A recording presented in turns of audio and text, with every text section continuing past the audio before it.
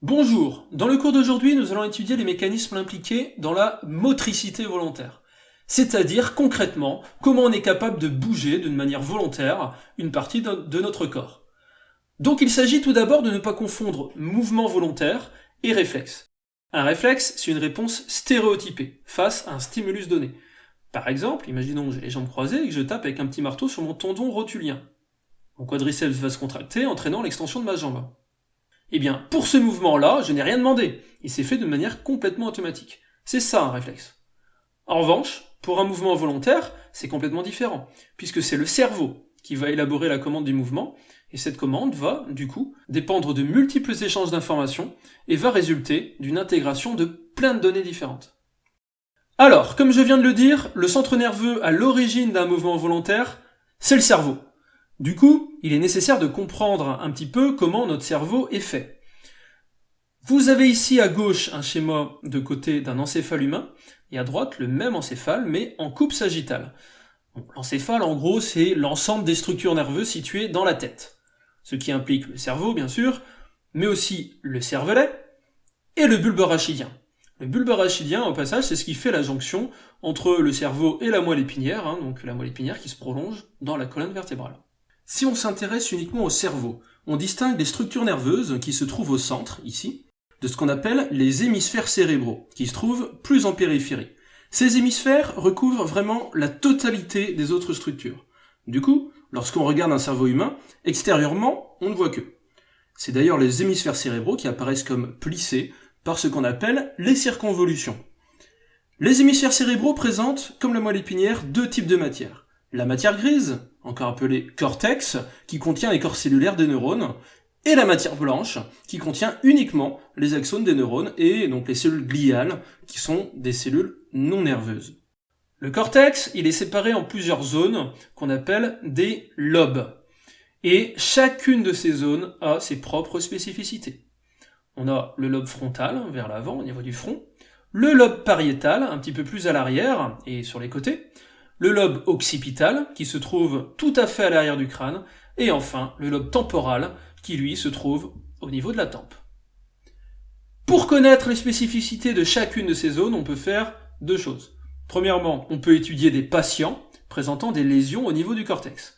Donc imaginons qu'ils ont eu des AVC ou des traumatismes. Et dans ce cas-là, il suffit de mettre en relation la localisation de la lésion avec les symptômes. Par exemple, si on étudie un individu qui a un AVC dans le cortex occipital et qu'il en est devenu aveugle, on pourra en déduire du coup que c'est bien cette zone-là du cortex occipital qui est impliquée dans la vision. La deuxième méthode, c'est le fait d'utiliser une IRM fonctionnelle, donc encore appelée IRMF.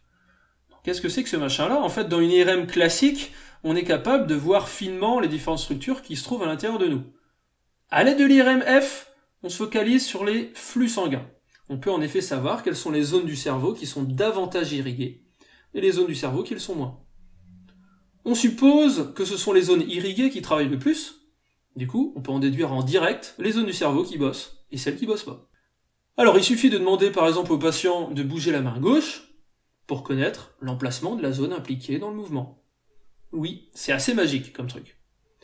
Et donc, à l'aide de cet outil, on a donc pu se rendre compte que notre cortex droit prenait en charge, en fait, les mouvements de toute la partie gauche de notre corps. On a une espèce d'inversion, comme ça. Et donc, inversement, donc le cortex gauche, lui, va plutôt contrôler la partie droite de notre corps.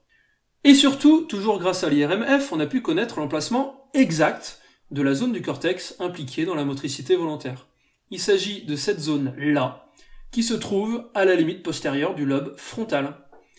Et cette zone, on l'appelle donc naturellement le cortex moteur. Ensuite, on a cherché à avoir une cartographie précise de ce cortex moteur. Et pour cela, on a pris des singes que l'on a endormis. On leur a découpé tranquillement la calotte crânienne pour découvrir le cortex moteur qui se trouvait en dessous, et à l'aide d'un petit stylet électrique, les scientifiques se sont amusés à titiller différents points du cortex moteur pour voir ce que ça faisait. Et là, truc de dingue, ils se sont aperçus que pour chaque zone du cortex moteur qui était titillée, ça faisait réagir une zone bien précise du corps.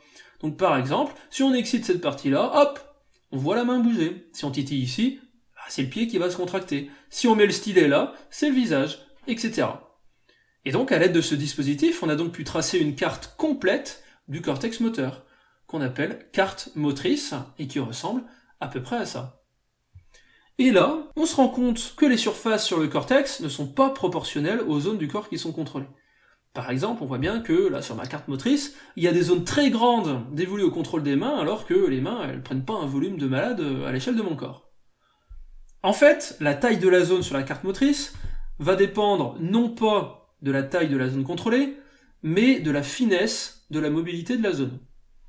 C'est pour ça que les zones qui ont une mobilité importante, comme les mains, pour manipuler des choses, le visage, pour les expressions faciales, etc., et la langue, pour parler, sont surreprésentées dans cette carte motrice.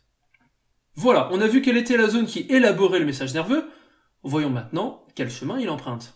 En fait, le message nerveux va ensuite, une fois élaboré, transiter par le bulbe arachidien. Et c'est d'ailleurs là que les fibres nerveuses se croisent. On a les fibres nerveuses émanant du cortex gauche qui vont se retrouver à droite, et inversement. Ensuite, les fibres nerveuses empruntent la moelle épinière. Et d'ailleurs, c'est bien pour ça que lorsque la moelle est coupée, les messages moteurs n'arrivent plus jusqu'à leur destination. En effet, lorsque la moelle est lésée au-dessus des épaules, on dit que la personne devient tétraplégique, parce qu'elle perd l'usage de ses 4 membres. Tandis que lorsque la moelle est coupée au milieu de la colonne vertébrale, l'individu devient paraplégique et perd seulement l'usage de ses jambes. Les axones des neurones cervicaux vont donc descendre dans la moelle épinière, puis ils vont faire une synapse, donc une connexion nerveuse, avec les neurones moteurs, encore appelés motoneurones, de la moelle épinière. Et là, chaque motoneurone va émettre un axone qui va aller jusqu'au muscle ciblé. Et s'il y a une information nerveuse qui est émise par le cerveau, celle-ci va donc pouvoir être acheminée jusqu'au muscle afin de déclencher sa contraction. Mais alors attention, car un message nerveux qui arrive du cerveau ne voudra pas nécessairement dire qu'il y aura contraction. En effet, le motoneurone qui est situé au niveau de la moelle va intégrer plusieurs données. Il va intégrer le message qui arrive du cerveau, certes, mais également des messages nerveux qui peuvent arriver des voies sensitives. Prenons un exemple. Nous avons ici 2 motoneurones. Le motoneurone du solaire, du mollet, en violet, et le motoneurone du jambier, ici en rouge. Eh bien, je vois que le motoneurone du solaire, il est connecté à 2 neurones. Il est connecté à un neurone sensitif du solaire, donc ici en vert, et qui va apporter donc les informations relatives à l'étirement du muscle. Et il est connecté également à un neurone cérébral, par l'intermédiaire d'un petit interneurone, qui est ici en bleu. Si on enregistre l'activité électrique dans ces différents neurones, dans différents cas de figure, voilà ce qu'on a. Donc en cas de réflexe myotatique achillien, donc si on tape avec un petit marteau sur le tendon d'Achille, voilà ce qu'on obtient comme enregistrement. Donc là, le neurone sensitif vert et le motoneurone violet sont activés, ce qui aboutira donc à la contraction du solaire. Bon, ça c'est plutôt logique. Si maintenant on a une flexion volontaire du pied, voilà ce qu'on aura. Le neurone cérébral orange et le motoneurone du jambier vont être activés. Encore une fois, c'est plutôt logique. Mais maintenant, c'est intéressant de voir ce qui se passe si on fait les deux à la fois. C'est-à-dire une contraction volontaire du jambier et un réflexe myotatique. Donc si l'individu demande une contraction normale du jambier, c'est-à-dire sans forcer trop, voilà ce qu'on a, c'est-à-dire que les 4 neurones sont stimulés. Bon, c'est plutôt logique compte tenu des résultats précédents. Mais si maintenant on demande à l'individu de contracter volontairement fortement le jambier, voilà ce qu'on a, et là, on s'aperçoit qu'il n'y a plus de message nerveux dans le motoneurone du solaire. Et ça veut dire que, du coup, le message nerveux arrivant du cerveau a inhibé, via l'interneurone, le message nerveux du motoneurone violet. Donc on voit bien là que mon motoneurone violet, là, il doit composer avec des informations qui arrivent de sources différentes, et qui parfois peuvent être contradictoires entre elles. Donc c'est pour ça qu'on dit que les motoneurones ont une fonction intégratrice des messages nerveux qui leur arrivent dessus. En revanche, au niveau de la fibre musculaire elle-même, là on a bien chaque zone du muscle, donc que l'on appelle unité motrice, qui est connectée à un seul motoneurone. On n'a donc pas d'intégration à ce niveau-là. Donc la puissance de la contraction de chaque unité motrice, elle dépendra uniquement de la fréquence des potentiels d'action qui vont transiter dans le motoneurone associé. Voilà, j'en arrive maintenant à la deuxième partie de ce cours qui traite de la plasticité cérébrale. Partons tout d'abord d'un constat. Nous avons réalisé une cartographie du cortex moteur chez 4 individus et voilà ce qu'on a obtenu. On voit bien qu'on a à peu près les mêmes zones aux mêmes endroits. Par exemple, pour la zone contrôlant le pied, on voit bien qu'elle est à peu près au même endroit pour les 4. Mais on voit aussi des variations. Par exemple, les individus A et B semblent avoir une zone associée à la motricité des doigts qui est bien plus grande que les individus C et D. Au contraire, l'individu D semble avoir une zone plus large associée à la motricité de l'avant-bras. Du coup, on se rend compte que, selon les individus, on n'aura pas la même finesse de mouvement pour les différentes zones de notre corps. Alors à quoi c'est dû ça? Eh bien, c'est ce que nous allons voir. Donc pour cela, prenons deux singes. Chez un des deux singes, on lui donne de la nourriture dans un petit plateau, ce qui va l'obliger à être minutieux avec ses doigts et donc à les utiliser d'une manière soutenue. Chez l'autre, on va lui donner sa nourriture plutôt répartie dans un grand plateau, ce qui va l'obliger à davantage utiliser ses bras et avant-bras. On les entraîne dans ces conditions-là pendant plusieurs semaines. Puis, on cartographie leur cortex moteur, toujours à l'aide d'un petit stylet électrique. Et voici les résultats. Donc là, on voit clairement que chez le singe qui a utilisé ses doigts dans le petit plateau, la zone dévolue au contrôle des doigts est bien plus étendue, alors que chez l'autre singe, ce sont plutôt les avant-bras qui sont davantage représentés. Cette petite expérience nous apprend donc que plus on va utiliser certains muscles, plus le cortex moteur associé à ces muscles sera étendu. Eh bien c'est ça la plasticité cérébrale, c'est cette capacité de notre cerveau à s'adapter selon les fonctions qui sont les plus utilisées.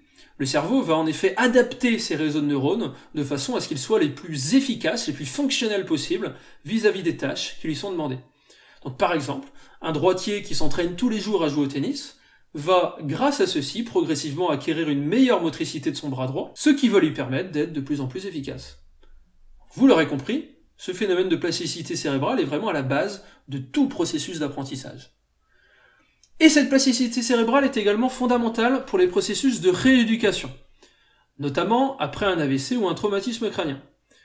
Un AVC situé dans le cortex moteur va en effet entraîner une hémiplégie, c'est-à-dire une paralysie de la moitié du corps, du côté inverse de l'endroit où a lieu l'AVC.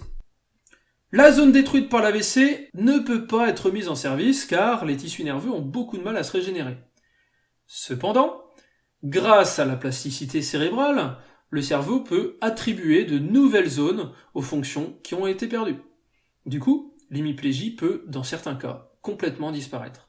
Bien sûr, une bonne rééducation est essentielle dans ce cas-là, afin d'activer et de stabiliser les circuits de neurones qui sont impliqués dans les mouvements que l'on souhaite récupérer. Cette plasticité cérébrale, elle existe pendant toute notre vie, mais elle a tout de même tendance à diminuer avec l'âge. C'est pourquoi il est beaucoup plus difficile, par exemple, d'apprendre à jouer du piano à 50 ans qu'à 10. Il faut cependant savoir que cette perte de plasticité cérébrale peut être limitée en maintenant une activité sportive et intellectuelle tout au long de sa vie. Voilà, c'en est fini pour aujourd'hui, et donc je vous donne rendez-vous pour une prochaine vidéo.